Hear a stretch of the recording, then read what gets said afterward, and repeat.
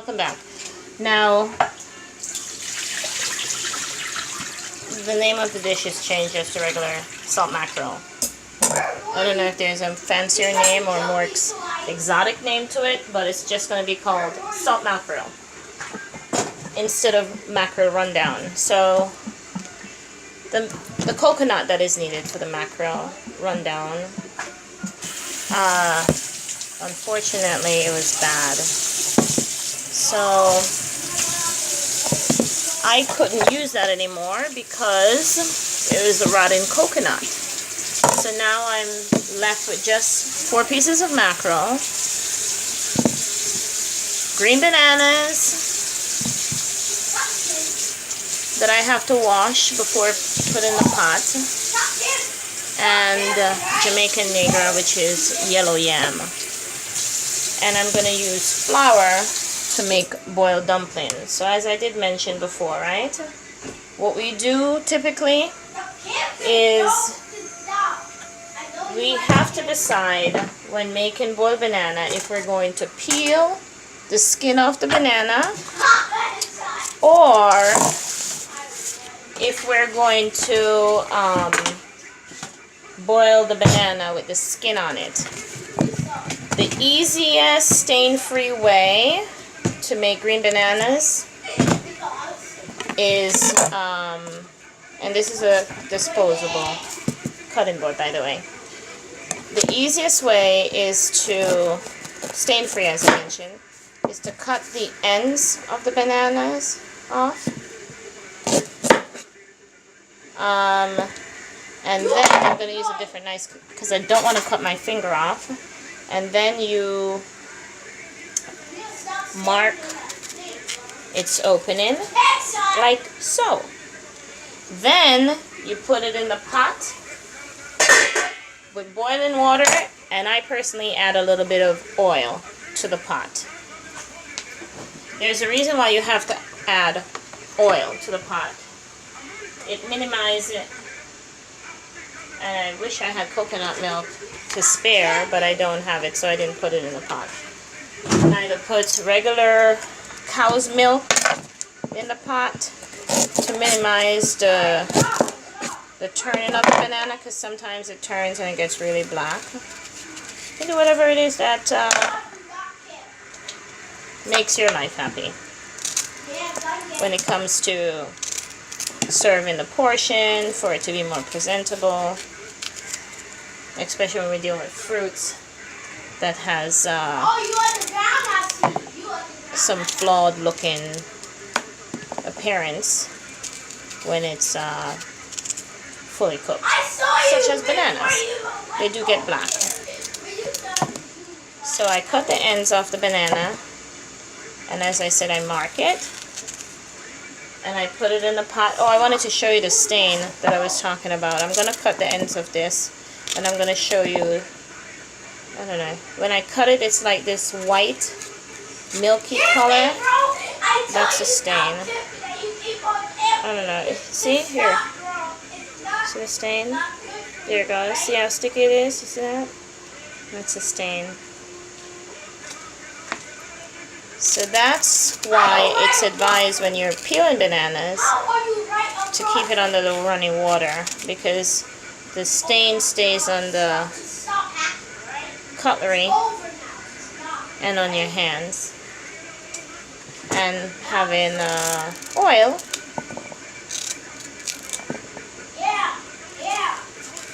on your hands or on your cutlery minimizes the stickiness. And it's easier to clean off your hands. I really don't like to do, the same with yam, by the way. I really don't like to make dumplings. I'm not the best dumpling maker.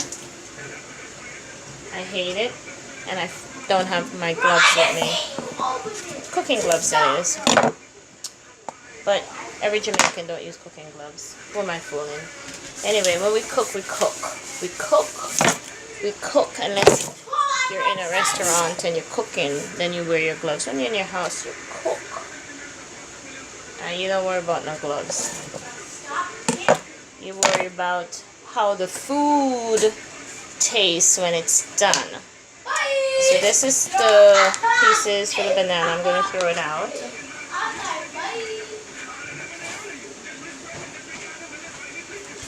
This here is too much of a yam. I don't eat that much yam. But there is a trick to it, and I don't remember if I know the exact.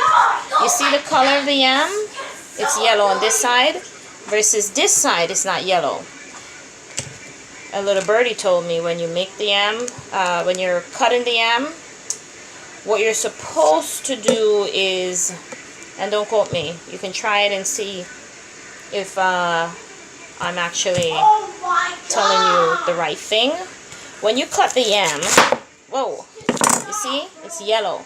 You have to put, if I'm not mistaken, water and I think lemon juice. So let me see if I have lemon. I'm going to squeeze it on the lime or lemon.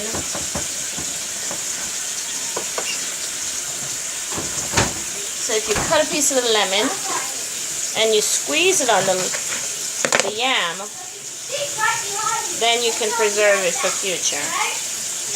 So it's not going to have that dark look on the outside. I'll come back to this later and we'll see if it really works or not. So this is the piece I'm not going to use. So I'm going to put it aside. And again, I work with kids in the background because they're my children and they do make a lot of noise, as kids should do. And I'm alive and so are they. So never mind them in the background. So a good yam looks like this. If it had a little brown in the... You notice the difference between this piece without the lemon juice and this piece? You see this one is starting to turn a little black, so there is truth to the lemon, having the lemon on it. But it doesn't matter because I'm going to cook this piece. I'm going to cut it in half. And I know with yam, you can't cook it. I don't know. I really don't know the cooking time to be perfectly honest. I don't remember if it boils out or not. But you peel it. You see that? Sometimes when it's bad, the inside looks like that. So you peel it.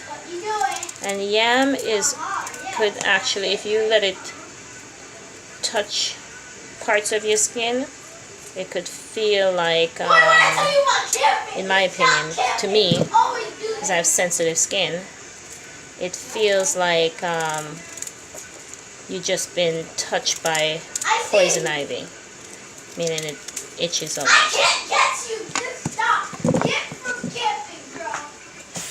So you wash the yam and then you put it in the pot. I don't know if Caribbean folks time cooking. I never noticed. I think we just have an instinct, like it's just innate. We know when it's fully cooked and when it's not. I don't think we go by timer so much. In baking, yes, but cooking like food and stuff like that, there's a way we just know when it's fully cooked. So I can't tell you the time because Mommy didn't teach me to time things. She just told me how to cook and you know, make sure it's done right and make sure it's cooked properly, and that's just how we roll.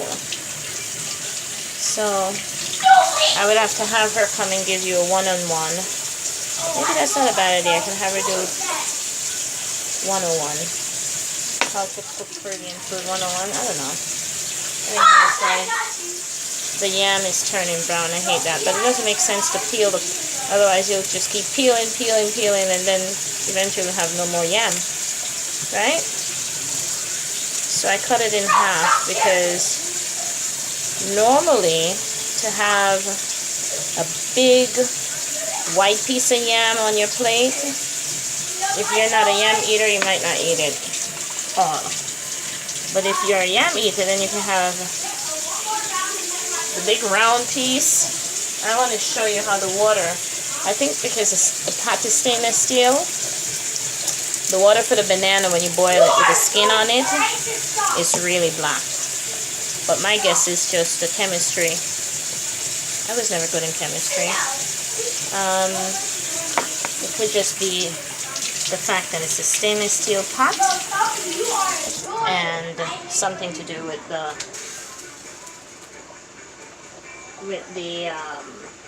I'll show you how black the water is. That's why it's good to put something else in it. You're either, can you even see this water? You know what? I'll show you by scooping it out. Maybe it's not the healthiest thing to. Maybe it's not the healthiest thing to have the skin on the banana. I'm gonna put it in a plate. You see how, oh, it's almost like a, see the color? I don't know, can you see the color? It's almost like a purple. See? That's a color from the banana when it's boiled. So that's from the, whatever is in the banana. I don't know what the heck is in the banana. I have to Google that. But the banana changes the color of the water, the skin on it. So then when you have it boiled, you just drain it and you take the skin off it. Again, this is not how mommy cooks. This is how Chevanese cooks. So this is not her instruction. This is just me making food for me.